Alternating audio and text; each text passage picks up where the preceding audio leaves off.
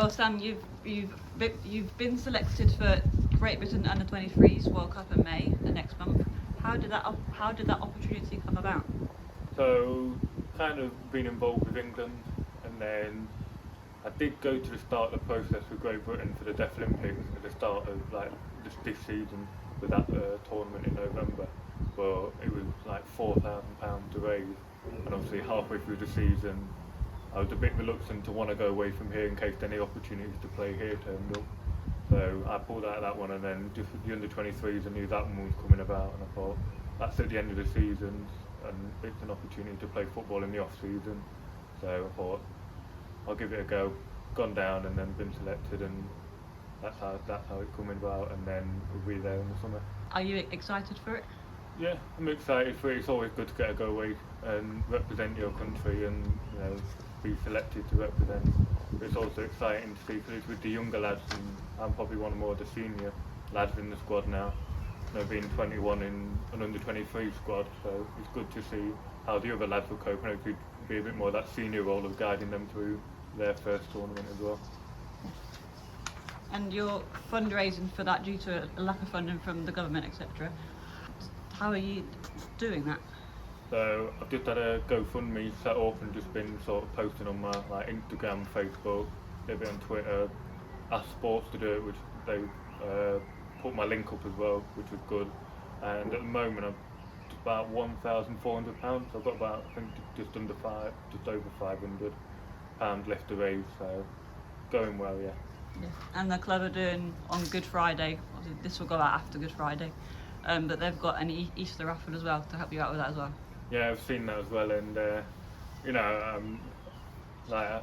thanks a lot for all the support. Really, it's good that they're all supporting me, the club and the fans as well. And I was speaking to my mum about it last night, and she was like, it's going to get drawn on Friday. You're going to have to do a speech, and I'm not looking forward to the speech part of it. If I have to do one. And you've already represented England. You must be proud of those things. I guess that must be a career highlight for you.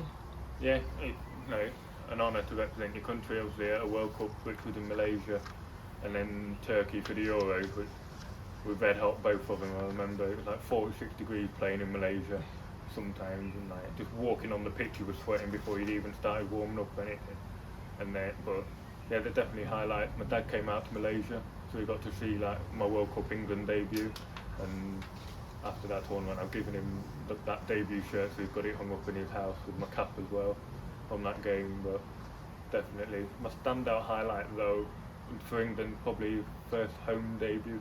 We played against Germany at Telford's ground. We had about 1,000 people there. 3-0 won, and saved a penalty as well. Yeah. And for those that don't know, you're severe to profoundly deaf in both ears. What does that mean? So severely profound to deaf with both ears, so it means I've got to wear hearing aids in both ears, which doesn't completely fix my hearing. It amplifies the sound so that I can hear it somewhat.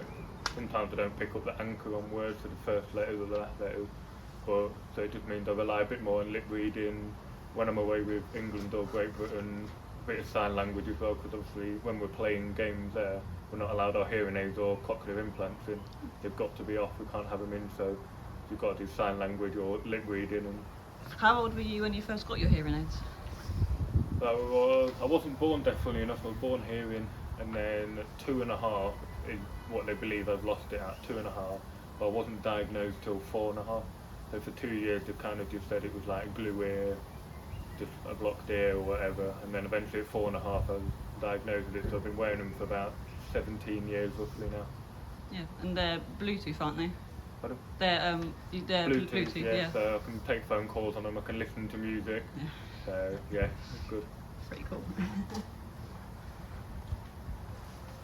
Do you explain some of the misconceptions of deaf hearing, perhaps, if there are any? I think they think if you've got hearing aids you can hear everything, and just showing there, I don't fully pick up everything. You could say, your name's Lauren, I might just pick up name and Lauren, I've got to piece the rest of the sentence together.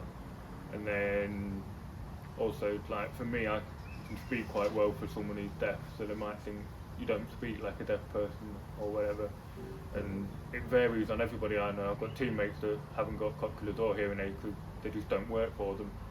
But I've got some lads that have got better hearing levels than me that can speak a lot better and hear a lot better. So it just varies on everybody and like their hearing levels. How did you get involved in football and deaf football? Football, I got involved, I think it was around about the age of 6. I remember playing at under 7s and under 8s, and I was kind of playing half. I was playing like Sunday league in the morning, football, and then in the afternoons I was going and playing a rugby game. So I remember like under 8s, mum and dad kind of just said, you need to pick one. So I ended up picking football, and then getting involved with deaf football. I remember the first time they spoke to me about it was, I think I was in year 4, playing in like a year 5-6 school tournament at the Astro by Lincoln City's ground. They contacted the school but nothing came about, and then they contacted my secondary school when I was about 12 or 13, and then I just went through the whole process of trials, and then for the national trials and the regionals, and then up to the seniors. Yeah, and what's the difference between deaf football and say like here at sports at National League level? Main thing definitely communication.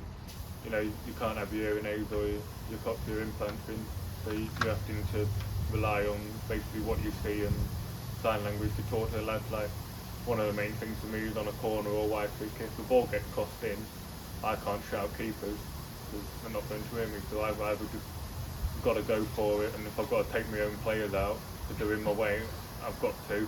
And likewise, it's kind of on the trust thing of they know when I'm going to come for it or when I'm not going to come for it. But if I'm going to come for it and I see they're going for it, I've just got to make sure I'm there before them.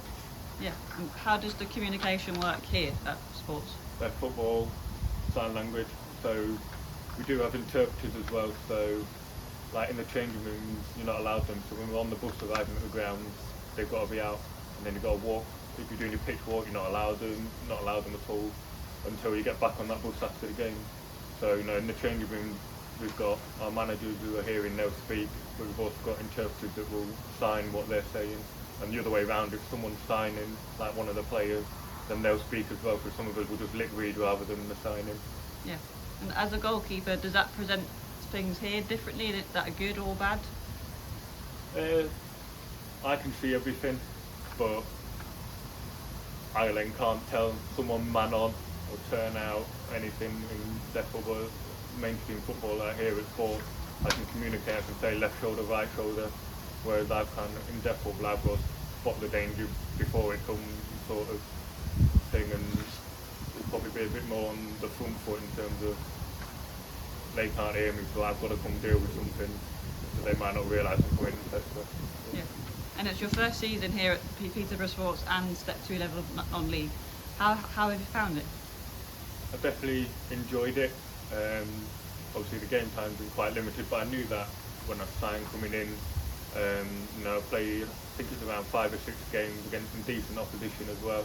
You know, like South Shield, top of the league, and then obviously Hornchurch in the FA Cup winning, they were top of the league unbeaten. So it's been good, and obviously, well, hopefully we stay up, but if not, then hopefully we can kick on and try and get back up next season.